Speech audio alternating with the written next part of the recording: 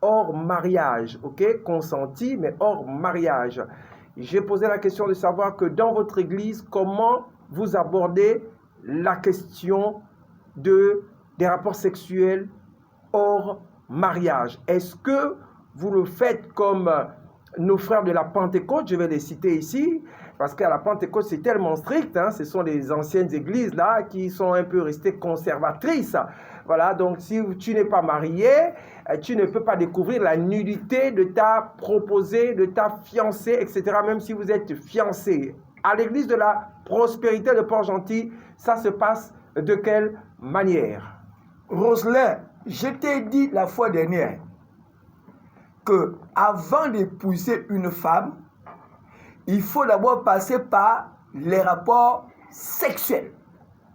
Et je disais la fois dernière que lorsque tu te rends dans un magasin, avant d'acheter une chaussure, je crois que la première chose que toi, Roselin, tu feras, c'est d'abord de l'essayer. Ok, attendez, non, il y a un verset biblique. Je vais t'accompagner avec le verset biblique. Vous avez donné le verset biblique, oui. Mais déjà par rapport à ça, parce que vous avez dit ça la semaine, oui, il y a 2 jours, oui. Il y a un auditeur qui s'est indigné, hein, d'accord? Oui. Il a dit carrément que, mais donc, l'apostolos sostenezant prend les femmes pour des objets.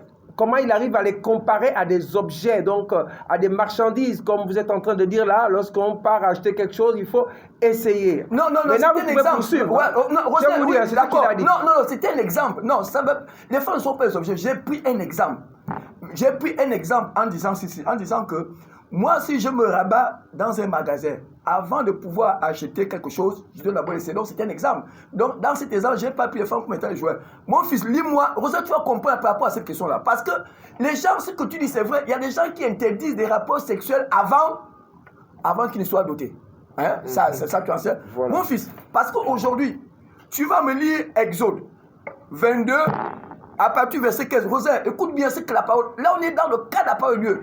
Ceux qui mettent en doute la parole de Dieu, ce sont des gens qui méritent d'être délivrés. Nous sommes ici et nous devons édifier le peuple de Dieu comme tu le fais, parce que les questions que tu poses sont des questions pertinentes.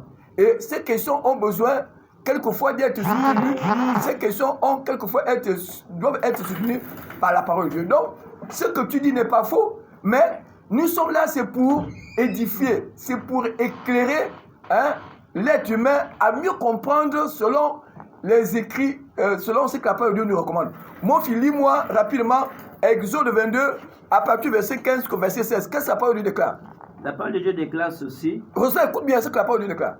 Verset 15. Oui. Si le maître est présent, il n'y aura... Non, je dis Exode 22, à partir du verset 15. Oui. Oui. Ici, j'ai une version ici qui dit ceci.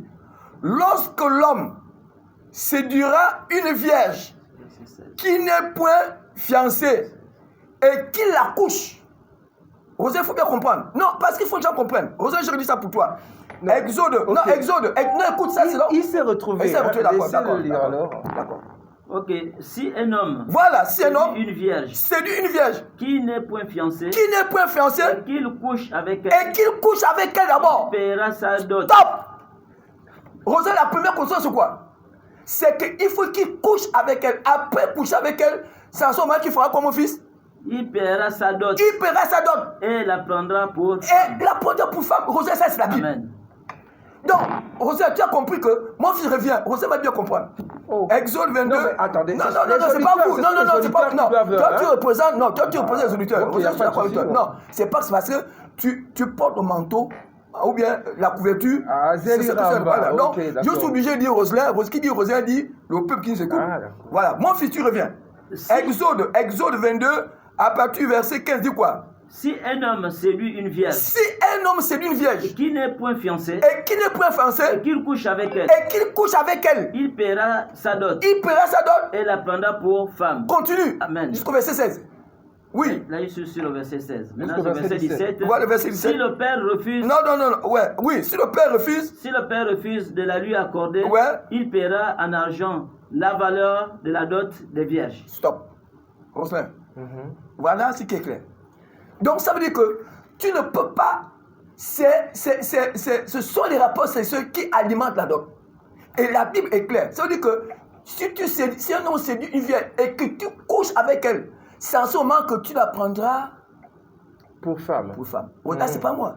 Oui, mais alors, mais dans ce cas, non, c'est la Bible, on ne veut pas en doute. C'est la Bible, mais pourquoi dans ce cas, vos différents collègues, pasteurs, prophètes, apôtres, insistent justement sur cet aspect-là en interdisant formellement à un homme et à une femme qui se convoitent dans l'église de pouvoir justement déjà aller au rapport sexuel? Pourquoi ils s'acharnent dessus? La Bible déclare que mon peuple est détruit facilement la connaissance. Ils n'ont pas la connaissance. Ils n'ont pas, ça veut dire qu'ils ne lisent pas, ils n'ont pas la connaissance de la parole de Dieu. Il n'y a que ceux qui ont la connaissance de la parole de Dieu qui peuvent ressortir ça. Mais il y a une Dieu qui ont été m'écouter, mais ils ne savaient pas que ce verset existait. Ils n'ont pas la connaissance parce que tu ne peux pas combattre la Bible.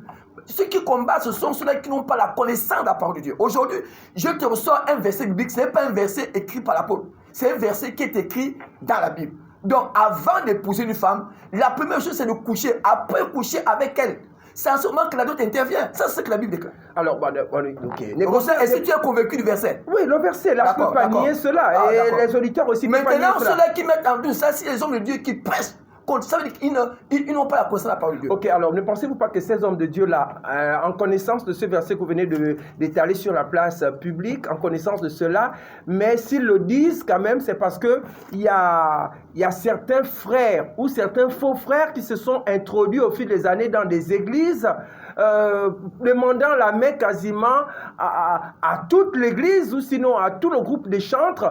Voilà, j'ai des sentiments pour